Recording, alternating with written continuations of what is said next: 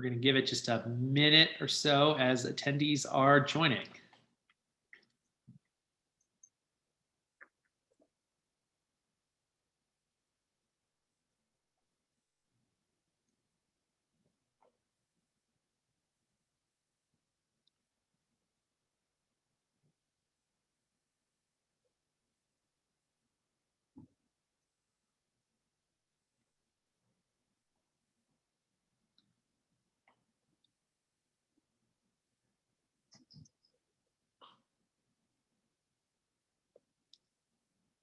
All right, why don't we go ahead and get started? So I'm David Karandish, CEO and co-founder of Capacity.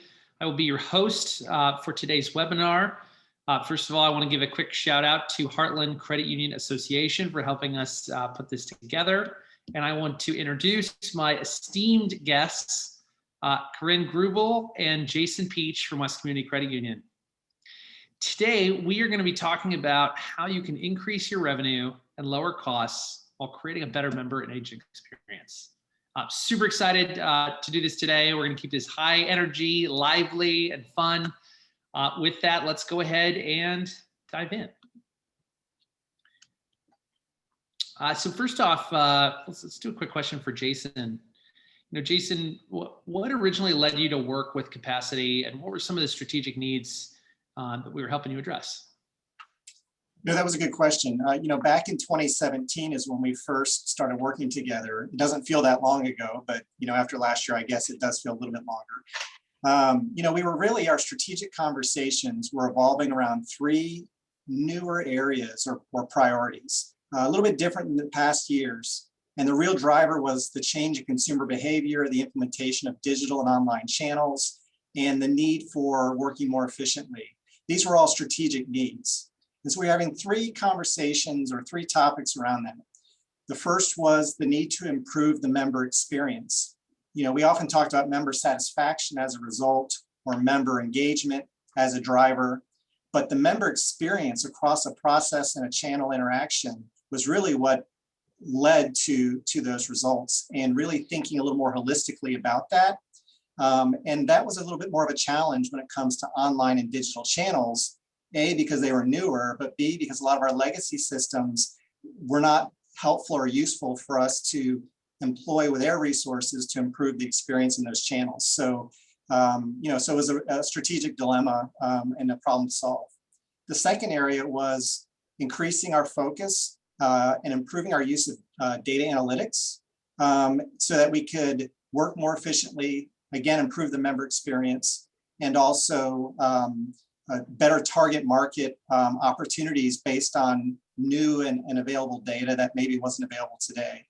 And the third strategic conversation was an increase focused on how we can engage with AI, artificial intelligence, to work more efficiently so that we didn't have to throw as many human resources at these various problems we were trying to solve, again, to improve the member experience and get better data and use it. And so in the backdrop of that, we were engaging with fintechs, in local community and other areas, understanding our core systems weren't really helpful to that. And one of our biggest strategic needs was to improve the member experience through our busiest branch. And like many credit unions, our busiest branch is actually not our brick and mortar, our physical presence. Our busiest branch is our website. We have more traffic from members and non-members or potential members than any other physical location could provide, probably added up. And yet, what happens when you go to a website? This was our dilemma. Here is our busiest branch, but in terms of member experience and the data we could get out of what's happening there is at the low end in terms of what we could do, because there was no human being there to greet them and help them and for us to learn from. And so engaging with Capacity was pretty much a slam dunk that could address those strategic needs through one of our most critical digital channels. And so that we could learn what people were doing on our website in a better way. We could give them a better member experience. And that really was what brought us together and what we kicked off. Speaking of member experience, I know West Community Credit Union's recently done a new website redesign. I think you guys have done a phenomenal job with that, by the way. I was showing somebody the site the other day, and I was like, wow, this is really stepping up into 2021 here. You guys did a really nice job with that. Jason, when you think about just how you'll be utilizing capacity further within your business strategy, when you think about where you're going over the next, call it year, couple of years, 5, 10 years out, how do you think about how to deploy technology like capacity within the strategy you all are trying to accomplish? Well, I mean, it's evolved since 2017, even in our current use case on a website with the AI platform and the chatbot. We've rolled out live chat as well. So again, people can convert from the automated interaction with the chatbot into a live interaction in the website. Again, big benefits that Koren will talk about not having to overflow to a call center and improve the member experience. There's additional improvements I know, David, that you guys are rolling out that are going to help us convert more of those interactions into sales generation, and again, build a deeper interaction and a better member experience. But beyond the current use case, we actually have a project that we've kicked off this year to actually bring it inside the organization and point it towards the workforce experience. Actually, I think Capacity's original kind of business model was actually focused towards the HR side, the workforce experience side of the business. And we actually took it and put it member facing first. And so the big initiative this year is to integrate with our HRIS and payroll systems, our knowledge base, which is in our intranet. So our workforce can actually engage with the chatbot, have a better work experience, work smarter, not harder. And then we can get a lot of really good data to know where we need to put our energy in terms of our systems and processes and what we need to manage, versus kind of just being all over the place because the content's out there. And so again, I think the internal use case for us is the most immediate next step. And then of course, we're engaged watching what you're doing with the Mortgage Collaborative and your engagement and integration with Encompass, which we use for our LOS system on the mortgage side. We know that automation in the mortgage space is critical. It's a complex process. We throw a lot of human resources at it. And we know that really the way to move into the future in the mortgage world is to get more efficient. And your process automation is something we're watching, and we know that's developing. So that's a little bit further out on our roadmap. It's funny you mentioned that, Jason. I think this is maybe about a year in since we started working together. Someone had mentioned that, when they had information internally, they were like, I checked the West Community Credit Union website and asked Capacity first, because a lot of times it was, just as up to date as anything on the intranet. That's right. We've also seen how increasingly organizations don't think of member sat and team member sat as completely orthogonal. They actually tend to go together. If your team members are having a great experience, and your members will have a great experience, and vice versa. That's right. Hand in hand. Koren, can you walk us through the implementation process? Everybody comes in as a new vendor and they're like, oh, it's going to be so easy. It's going to be all gumdrops and lollipops. And then, you actually start to get into the thick of the things. There are always things that come up. So I'd love to hear your view on what implementation was like. Absolutely. Well, first of all, I've been in the financial industry for over 20 years. So I have been on many implementation teams throughout the years. And you're right, vendors do come in and say, oh, this will be minimal, this will be minimal. And then you go ahead and integrate that with your core provider, and nothing ever works right. So with Capacity, being outside the core provider, we were shocked at how streamlined the implementation process was. It was minimal workload on our team. I actually led the implementation team, which consisted of myself and just one other person at that time. With minimal workload, it really didn't interrupt our workflow, and we were able to continue on with all of our strategic projects that we had in place.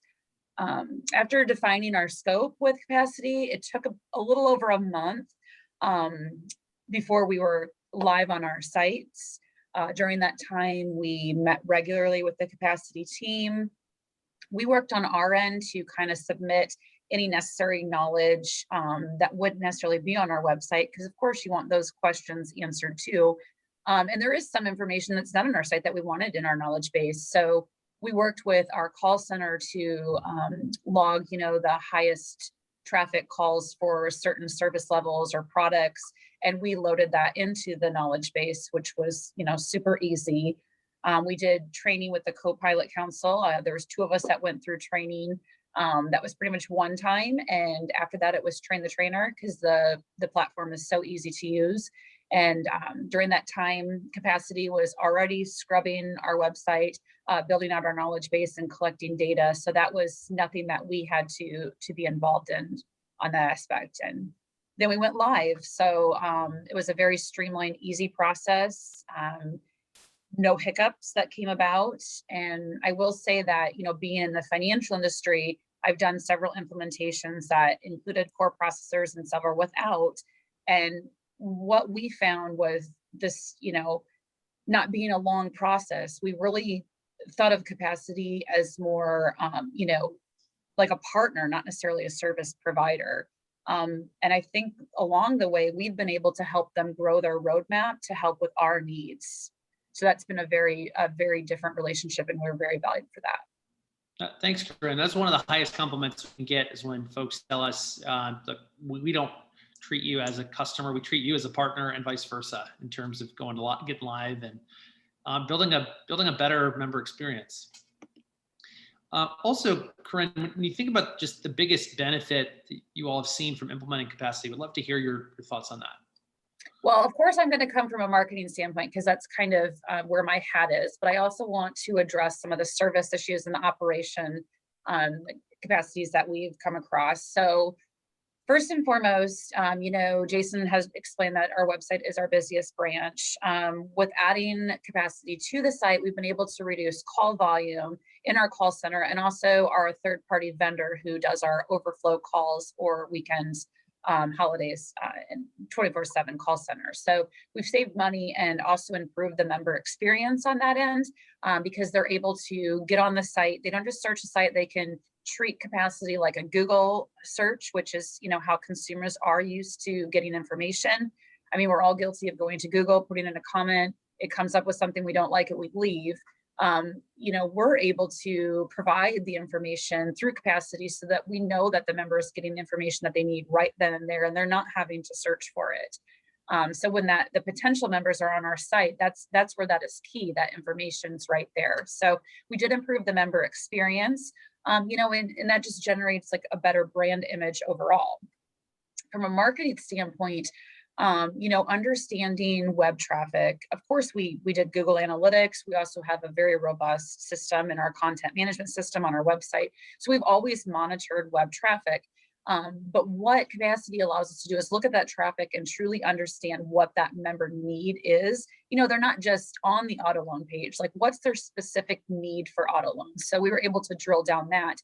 And from a marketing standpoint, we've been able to take that information on the queries coming in through Capacity, and we've been able to integrate that with our marketing plan and our strategic marketing objectives every year since we've launched. So that's been very cool, is to have that live data that's available at our fingertips. Something that was unique this year from an operational standpoint, of course, with Capacity being available 24/7, was invaluable during the pandemic. When stuff shut down, which, nearly a year ago, we were deploying staff to other branches. We were sending staff home. We were, scrambling just like every other company. So having that system be live 24/7 gave the members the ability to have someone to speak to right then and there. When I say that, a lot of our users don't even realize they're working with a bot. They'll talk to the bot like it's a human and say thank you and be polite, and which is very cool. But during the pandemic, the live data and the feedback that we were getting, we really saw a change in behavior. And, we saw that quickly because of the data that was coming in. During the pandemic, from March of last year to April of last year, our conversations doubled in that short time frame. So, and to be honest, to this day, they still haven't gone down because people have changed that behavior. But just being able to get that live data and those questions and notice that members' needs changed almost overnight, we were able to take that information and pivot operationally to better serve our members with what information they needed and what services they were looking for, and financial assistance that they needed. So we are very happy that we had that with everything that's going on in the world. Awesome. Is there anything you can think of where Capacity solved an issue for you that you really weren't even looking to solve, or it uncovered something where caused you to turn over some stones and find some things that you needed to go address? I think in dealing with the co-pilot council, and Jason kind of touched on this, is the knowledge base of capacity is so robust. We're actually looking at bringing that, to a centralized knowledge base and using it internally because it's so user friendly. We of course have intranet, we of course have shared drives, but the data is not as streamlined as what we're finding with capacity. We have all those things, but we don't know internally like what our staff is looking for on our intranet site or what our staff is looking for in our employee handbook. That's information that capacity can offer. So we are looking at, the centralized knowledge base, which of course will be a project for this year. I guess something else that we didn't realize, we all knew member needs. Like in marketing, I feel like I understand what members' needs are. But just with the pandemic, just understanding how quickly member needs can change and just being able to react to that. So I feel like we're better in place, in future instances, such as, the pandemic. Something from a marketing standpoint is, we throw out these campaigns and we allocate dollars to these campaigns, but, we're at the end of the day, we're talking and speaking to our members like we work at a financial institution. And, what I mean by that is we've been able to look at how members ask questions and, how they word things. And we're able to take that member speak and integrate that with copy on our website, copy in our marketing. We've changed some names of products and services just to adapt more and find them more appealing to members. So that was something I didn't realize we needed until we had it in place. And of course, we're always looking to increase sales and revenue. So just using capacity and adding more guided conversations and turning that into a sales tool is, to anticipate that member's next need or next product and service is something that we're looking to solve in the future. Oh, that's awesome. I know when all the PPP stuff hit, you guys flood of new questions coming in for folks asking, how does it work? Can I apply? What are the eligibility requirements? Just a great use case for a product like Capacity. Yeah, and being able to add that to the capacity knowledge base, that's less of a workload than adding it to our site and deploying it to the branches and doing training with the branch staff. I mean, this is the one centralized place where you can find that information, whether you're an employee or a staff member, or an employee or a consumer or somebody looking for a PPP. So that was a great successful challenge to go through with you guys. Well, and you only have so much web real estate to show that stuff. So since the bot appears on just about every page of the site, you can have a PPP question wherever you're at and get it instantly answered. Yeah, and website, trends change, behaviors on websites change. So you have to stay up to date on those too. So it's been able to help us. Jason and Koren, for both of you, what are some of the lessons you've learned along the way? Maybe Jason, why don't you start? Well, I guess when I thought about this question, we worked, I guess I would consider we've had 4 to 5 meaningful fintech relationships the last 3 or 4 years as we've started this journey of working more with fintechs to help us with our strategic challenges. And of those, I was reflecting on why has Capacity been our most successful fintech relationship? Why in terms of ROI and service level? And when I really thought about it, it really came down to the fact that this technology has so many use cases that apply to our strategic needs. And when you think about standing up a fintech relationship or any relationship with another partner, there's still a base minimum workload. And so being able to cover a lot of bases with one shop versus, pinpointing with every little different one is a lot of back office workload. And as you think into the future, if you really want to be efficient, you do want to have the ability to be more flexible and holistic with your solution providers. And, Capacity gives us the opportunity to deploy the technology in a lot of different ways. And so I think that for me, as we think about new relationships, and what we do, we need to be kind of smart about how broad can we go with this application so we can be efficient and not overburden, the operational groups. And so again, Capacity for me, that's what I learned is that's why a big piece of why it's successful is because we can actually have a fit with so many different external and internal use cases. Would you say almost the difference between a fintech point solution versus a fintech platform? Yeah, I guess platform's a really good word. I think that's what we're working with versus, a one and done pointed kind of intersection of technology into a little piece of a process. And that's what a lot of fintechs do, which is great. But it, again, it's not going to be as robust. And actually, we're going to have more failures down the road, because if enough doesn't happen with that fintech, it doesn't end up working out and paying off. And so I think the robustness of having a platform allows the ROI to be a lot more successful. Koren, learned along the way. I think I'm going to piggyback on some of the items that Jason just talked about. And, the use of data and the use of AI has, kind of changed the way we do things. And using Capacity has really made us take a look at our internal processes, whether it be, member services, whether training, marketing, operations. Capacity has helped us in all of those areas. And now we're trying to leverage, what we can do with AI. And I guess the roadmap is just constantly growing. So it's been a great experience. We very much enjoyed working with you all. I think that's actually a great segue. What I thought we'd do today, we're going to kick out of the presentation and we're going to actually show some examples of Capacity running on the West Community Credit Union site. We'll show some examples of some member interactions, as well as some features where the platform can go from here. So I'm going to kick out of my presentation and we're going to go over to the West Community Credit Union site. You'll notice here that Capacity shows up as just one little line of JavaScript you can place either on your intranet or your member-facing site. You can customize the look and feel and the branding. We're actually going to come back to that in just a minute. And then you can select what you want the initial questions to be. So instead of even having to type anything in, I could hit, I want to find an ATM, and the next thing you know, Capacity comes back instantly with a response, can link you off to the ATM finder. Every single response has a thumbs up, thumbs down.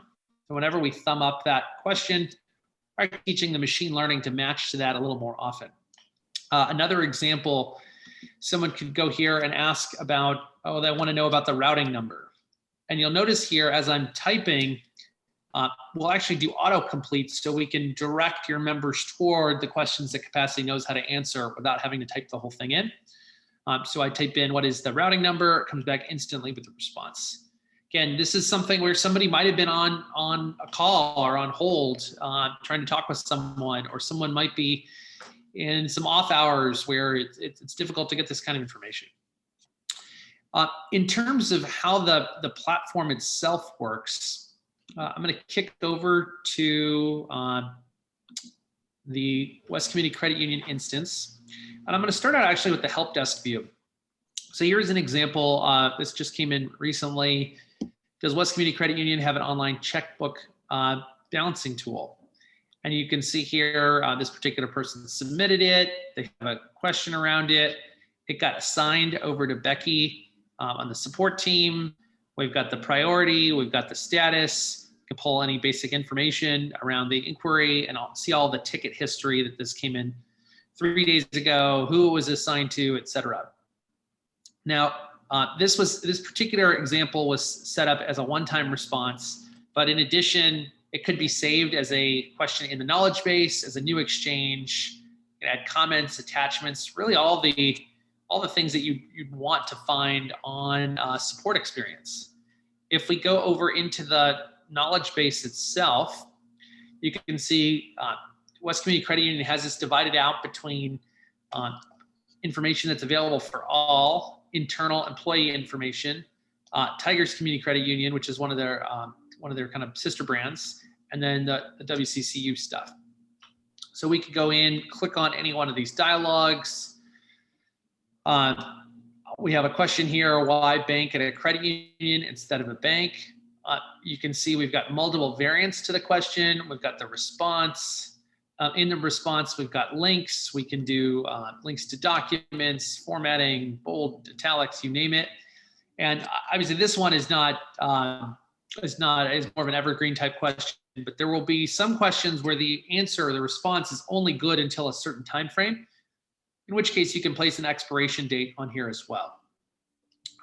In terms of security and permissions, if we go back up a directory here, this little, I call this the Egyptian eye. We need a better name for it. But this little eye tool here will show you which groups have accessibility to this particular question. So this is on West Community Credit Union. But in a more complex org, you could have information that's only on for maybe for your internal team or on for your executive team, or maybe something you want available for new hires who are just getting started. In addition to searching the knowledge base, we can see the new questions that have come in, recently updated, expiring, or expired. So if you want to see what's happening in the knowledge base, we really help you keep your finger on the pulse. Now, going over to my next tab here, I wanted to show just a quick peek at the analytics. So in this case, last full week, we had 282 inquiries come in, 283 the week before that. So that's, what is that? Doing my quick math, is that 40 inquiries a week, roughly.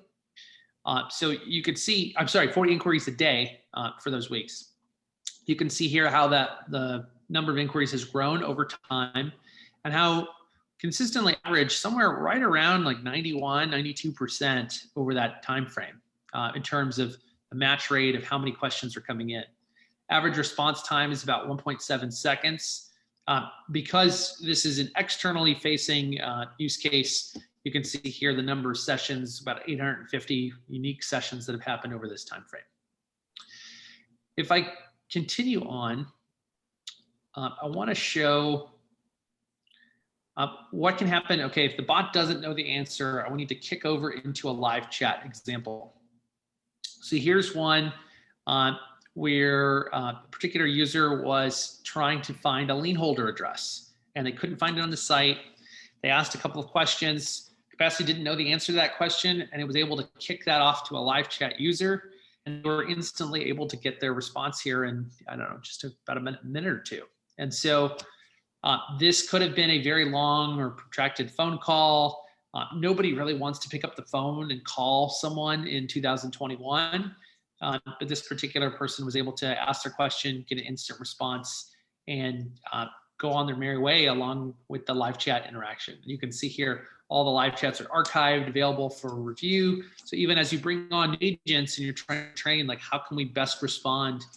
All that information is accessible for your internal team. Now, I have I wanted to point out something here, which is maybe a little bit unique, but because West Community has two separate brands, they have two distinct concierges, one for West Community Credit Union and one for Tigers Community Credit Union. And the way that this is set up is that you can give your concierge name, you can update the logo, the avatar, the look and feel, the color, the page position, any welcome message, any live chat or feedback. We see a lot of our clients end up doing this who aren't multi-brand, but will do a different version of the concierge for their internal intranet versus a separate one for their external member-facing website. But it's nice because if you've got multiple brands that you want to manage, we give you the ability to do all of that. And if you wanted to go copy and paste this on your website, you just go in here, hit the copy code button, and go paste that into your webmaster tools.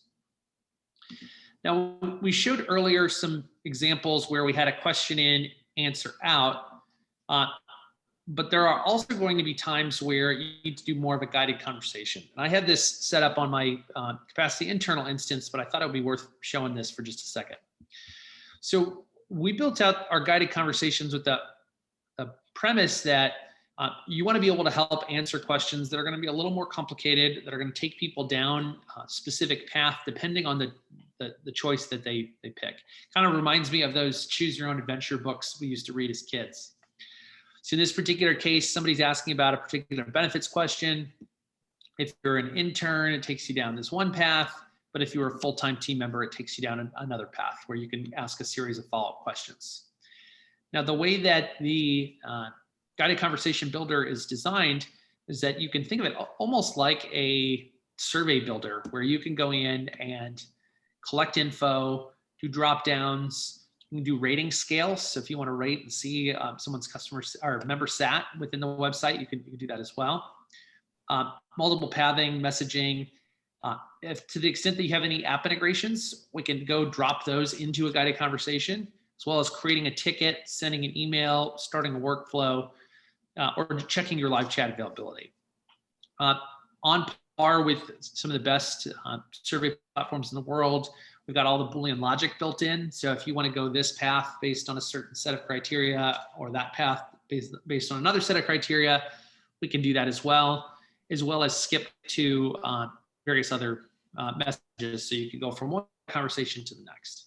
So it's really designed to be as simple as possible for getting the information you need, even when it's not just a simple question and answer out. Now, from a presentation layer, everyone's talking about engagement. How can we get more people engaged? This is something we haven't rolled out just quite yet on the West Community Credit Union site, but I think it'll be coming soon. This is something we call hot links. Now, this is an example on the Capacity website. We built out this concept called hot links, which I have an example here at the bottom of the page, where I can click on a button and it will simulate as if I opened up the bot and started talking to the bot. And so in this particular case, I hit that button and it took me right into the kind of the request a demo form that you would expect. This is very helpful from kind of a lead generation standpoint. It's also just a great way to get engaged with the bot itself. We have other clients that are using this kind of idea where if you're on the site for a particular period of time, we can go fire the bot. Or if you're on a particular page, we can fire the bot with a particular question that's preloaded based on the context of the page that you're in. Continuing on here, I want to spend a quick minute on our developer platform. Now, as we started working with more and more organizations, they'd come to us and say, David, can you connect to Microsoft Office? Can you connect to Salesforce? Can you connect to pick your favorite application? So with the Capacity Developer Platform, you can think of this as a low code, no code type of environment where we can hook up your third-party application API to Capacity and get them to talk to each other. So in this particular example, we've got this count opportunities by month skill that comes out of the Salesforce API. You put in your API endpoint, you put in your test values, and now that's available to drop into a guided conversation or a workflow. Speaking of workflows, I want to spend a quick minute on how we think about things that can't be automated in a single session. So when we started with our guided conversations, guided conversation is great when you have a single member or a team member for that matter. He wants to get something done in a relatively short period of time. But sometimes you'll need to coordinate between multiple people or multiple processes, in which case you can't just do that in a single guided conversation. You need more of a workflow to manage that. So with the Capacity Workflow Builder, we've got a couple of different things we can do. We can send out notifications either by email or by instant message, upload or retrieve files from the cloud drive. We can mine documents. We're going to show an example of that here in just a minute. We can classify documents, redact a document, start a guided conversation, embed a workflow in another workflow. I always like to think of those like those Russian dolls where you have the doll within the doll within the doll. You can create a help desk ticket, do some basic variable assignment, and then lastly, any of those applications we talked about earlier, you can go embed those directly into a workflow as well. So I'm going to start out with this example. This is something we're doing with one of our call center clients that manages some of the biggest forbearance, kind of forbearance claims and loan modifications for a bunch of the largest mortgage companies in the country. So in this particular example, I've got a simple kind of test workflow here. We're going to send a little broadcast out. We're going to mine a document, and then we're going to go and retrieve that data. So to kind of show an example, I'm going to kick out of the workflow here and show the document itself. So here we've got this escrow statement from Bob. We're not showing Bob's actual information, so don't worry about that. We'll make sure to redact anything important here. But it's got a couple of different fields that you'd want to expect to see. So loan date, loan amount, etc. You see it's like 3 or 4 pages. We've set capacity up to where we can upload these documents into our Capacity Cloud Drive, go through that workflow and mine them based on the appropriate template. Actually, let's show that template here real quick. So in this case,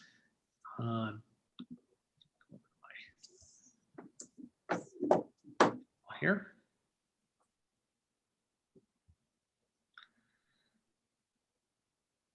It's just 1 second to load.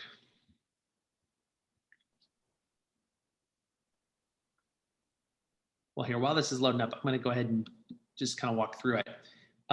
Within the document, we can effectively map your doc back to a series of fields so that you can start to treat your document like it's a database. So in this particular example, I'm going to go into my template manager. I'll go into my workflow template for escrow statement. And we can see all the different fields that we've assigned to this escrow statement. So it might be letter date, balance, shortage amounts, overage amounts, client name, client address, etc. Now, if I go back over to my mine document, any of the documents that are using this kind of machine learning technology, we have this little database nub that shows up on the upper right. When I click on that, we can actually see the textual extraction out of this document. So we can see Bob's name, his client address, his letter date, loan number, property address, etc. Now, if there was some information that we weren't able to extract, we'd always type it in and save those changes. But the whole thing is designed to help you minimize the time it takes to go extract information out of your documents. And so we've got a lot of organizations using this kind of technology. I think just to recap on our end, we're helping organizations like West Community Credit Union create a better experience for their members and soon create a better experience for their team members by connecting to both Q&A, applications, documents, and then automating the workflows behind the scenes. So that's all I had for the demo today. I think we kind of hit the highlights. What I thought we'd do next is just kind of open up to some questions in the audience. And let's go and open this up. Okay, I see a couple of questions coming in. Hit the chat. Sorry, I've got too many windows open. Okay, so in the chat here, somebody was asking, what are some of the metrics that we should think about to determine the ROI or the value of a product like Capacity? I'll speak for a few, and I don't know, Koren or Jason, if you want to jump in on this, but some of them that we see higher member sat is definitely one of them. Faster, reduced call volume to your call center, as well as reduced overage time for those nights and weekends and holidays. I don't know, Koren or Jason, if you'd add any extras to that. Definitely the call volume and the reduced overage to our third party. We have segmenting the aspect. Some of the ROIs that we've looked at, well, not necessarily ROIs, but if you're calculating the response from the member as far as member impact and voice of member, they have the ability to rate every transaction or every conversation that they've had with Capacity. So we measure the thumbs up, thumbs down to know how we can improve on our end too. So it's really a voice of member metric that we use it for as well.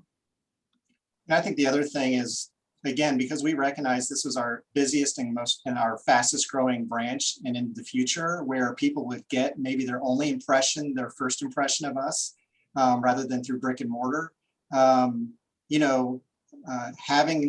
the ability to have somebody there to work with them, it's really expensive if you threw a human being at it or multiple human beings. And so it lessen the cost of a full-time employee to have all of this available. I mean, it was a pretty quick ROI for the business case.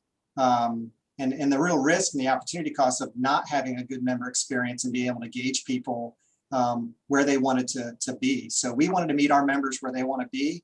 And as a credit union, as a financial institution, as a member-owned institution, that was a slam dunk, frankly. Yeah, no, I think, just being able to create a better member experience by lowering costs, creating a better overall engagement platform, and to give the analytics around what are people actually searching for, what are they actually struggling with, where can we help? This is really kind of a win-win-win. Another question just came in through the chat. Can the knowledge base be pulled from existing knowledge management systems, or do you need to upload everything into Capacity's knowledge base? I'll tackle that one. The beauty of the way that we design the platform is if you've got an existing system that you like, we can probably connect to it as long as it has some kind of API or a database. If at the same time, if you don't have a place to store your information, you can upload it into our cloud drive. We're happy to index it, search it, make it available. And so we're not so rigid as to say everything needs to be on our end or everything needs to be in your neck of the woods. Like we want to be able to be flexible so that that information can live wherever you think it's best. I saw another question come in here. I'd love to hear an example of member needs or common questions that West Community discovered using Capacity and used in their marketing. I'll throw that one out to either Jason or Koren. I'll go ahead and take that if you don't mind, Jason. So I know something that's been pretty recent is we had a service, remote deposit, that we were marketing. We found based on the information and Capacity and how members were talking through it and our response rate on our site, that members did not refer to it as remote deposit. So we've changed the product name to mobile deposit. To piggyback onto that, once we've got that information, we dissect a little bit further, and we found that there were issues with mobile endorsement that members were having complications around. So we developed a marketing plan around that for member education. We've also changed limits on our mobile deposit just based on member information or questions that have come through Capacity to improve that member experience. So, I mean, that's just one example. No, that's a great example. Another one just came through here. How and where can lenders access Capacity? So I think Jason touched on this a little earlier. We have integrations with both Ellie Mae's and Compass, as well as a lot of the GSE guidelines. So you could ask Capacity questions about, what's the minimum debt to income ratio on a Fannie loan sort of thing. So we've got both LOS integrations as well as guideline integrations, and it can be placed within a messaging platform like Microsoft Teams or Slack. It can be placed on your intranet or your consumer-facing, member-facing type website. I'm going to open up, Jason and Koren. What kind of questions do you have for me? I got to do a lot of asking today. Throw one back in my direction. I guess, David, what are you most excited about that's coming? What do you think is going to be the biggest game changer? And I'll keep it, relevant to our group in terms of the financial institution space. And we're not your only financial institution customer or financial services related customer. So what are they most excited about, or what are you most excited about? Obviously, then I know that's where we need to be too. So where's the energy going? Yeah. So when I think about where we've been, in year one, we had our bot answering questions, Q&A out of the knowledge base. Then we started to add some of our applications. So you could now have Capacity plug into the various apps within your ecosystem. Then we started thinking through documents and how documents could be searched and uploaded, and guided conversations where it's not just question in, answer out, but it's really more of a decision that you're going through. Last year, we added our workflows, which is where we can now get Capacity automating an entire process behind the scenes. And when I think about where we're headed toward, we showed a little preview of some of our document mining around really taking your documents and treating them like they're a database, even if they're highly unstructured or only semi-structured at best. We think that the intelligent document processing use case within FinServ generally, but also within credit unions specifically is a really exciting area for us. So I kind of view capacity each year as getting like almost like it's, if you thought of it as a person, its resume's getting better and better each year. And this year in particular, I think is the year where capacity is going to take on a significant new set of challenges within financial services. You know, the other thing, I don't know if this was mentioned earlier, but it just occurred to me is talking about the support you can wrap around the credit union staff. You know, we're not big shops, you know, we don't overhire, you know, even, you know, larger credit unions really try to pay attention to staffing levels. So, you know, we usually may have one person or maybe two at most that can focus on something, and it's just part of many other parts of their job. You know, thinking about kind of, I don't know if Koren wants to speak to this too, but kind of what was kind of your capacity partner that would really keep an eye out? Because I was thinking, you know, Koren, you're not watching this, you know, 24/7 a day, but what if something major comes through that we need to know about? We didn't really talk about kind of what capacity is doing from a service level perspective to get our back, I guess, to say. Right. So I have a partner at Capacity that monitors all the input that's coming out. They also look at the feedback that's coming in, any data that's going out. So they're also manning the system on their end.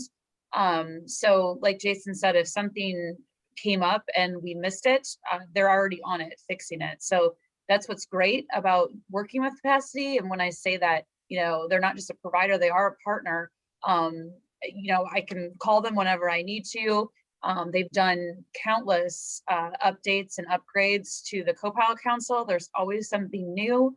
And that's based on, you know, their user feedback. So they're really developing their products and services built around us. So, you know, you're not going to get that working with a core provider. So, I mean, that's my feedback on that. No, I really appreciate that. And it's funny, we get compliments from time to time on how we try to be very responsive to our clients' needs in terms of what they want to see in the roadmap. But selfishly, like, our best ideas come from our clients. I would love to say we're sitting here and, well, I guess we're all at home now, but I'd love to say we're all sitting here on our Zoom calls coming up with all these great ideas, but the best ideas for the product don't come from me or from my product team. They come directly from clients like you all who are like, hey, we'd like it to be able to do this or do that, or have you explored this? And that's what really helps push the product forward and helps us really enact on our mission, which you know, I didn't mention, but I always like to spend a little time on it, is that the reason we started this company, the reason we started Capacity, is we want to help teams do their best work.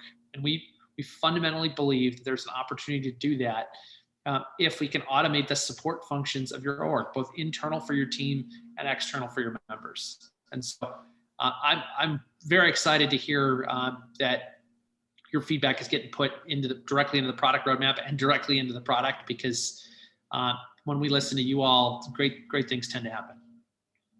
And I guess I would just like to add another point. We never really talked about our org chart at the credit union. So we have launched this with our contact center, our e-branch is what we call it, which is really a call center. So this was not an add to staff. So those, you know, 300 conversations that are coming in weekly, those are conversations that our contact center is managing. I mean, these employees they're generating leads, they're getting feedback, leads for sales. Like there's constant movement of where these conversations are going. It's just not a one and done. And they're building relationships with the members. And like David said, nobody wants to call and talk to somebody. So this is just the way that conversations are going. And I'm happy that we're early adapters. Awesome. Well, I think we got about a minute left. Jason or Koren, anything else you want to end on? This is not exciting, but something we all care about deeply, which is security. Can you just address security from a high level? Yeah. So last thing we'll end on, we are both SOC 2, GDPR, and CCPA compliant. I'm sorry, there's somebody outside with some lawn care if there's a little background noise. But that means that we keep your data secure. We do a privacy audit every single year. Even as a small firm, we work with the big guns on that with Deloitte to make sure that we're doing everything that we should from a privacy and security standpoint. The other thing we'll mention is that in addition to the information that we house, any information we pull from apps, we don't cache. So we try to leave your information in your original system whenever we can. Yes. Awesome. Well, we have just hit our time. Thank you, Jason and Koren. As always, you all are amazing, and we just really enjoy working with you all. And for those listening in here, I want to again give a quick shout out to HCUA for helping us get this together. And if anyone wants to learn more, you can go to capacity.com and hit request a demo, and we'd love to talk with you. Thank you. Thanks, everybody. Thank Take care. you.